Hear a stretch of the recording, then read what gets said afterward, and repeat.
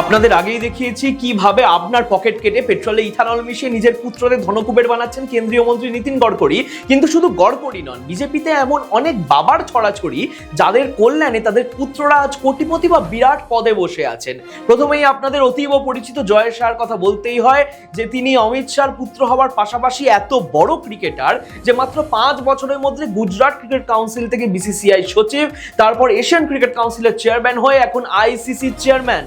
তারপর ধরুন doctor S জয়শঙ্করের পুত্র ধ্রুব জয়শঙ্করের কথা, যিনি একটি বিতর্কিত প্রাইভেট থিঙ্ক ট্যাঙ্কের আমেরিকা শাখার প্রধান হন বাবা বিদেশ মন্ত্রী হওয়ার পরেই। প্রেম কুমার ধুমালের দুই পুত্র, বড় অনুরাগ ঠাকুর কেন্দ্রীয় মন্ত্রী, আবার ছোট ছেলে অরুণ ধুমাল এখন আইপিএল চেয়ারম্যান। প্রয়াত অরুণ জেটলির পুত্র রোহন জেটলিও বাবার মতো অপ্রতিদ্বন্দ্বী হয়ে দিল্লি ক্রিকেট অ্যাসোসিয়েশনের সভাপতি। সব ঠিক আছে যে কেউ এই পদগুলিতে বসতে পারেন, কিন্তু এই সব করে পরিবারতন্ত্র শেষ করে দেবো বলতে থাকা বোধহয় বিজেপির বাতুলতা।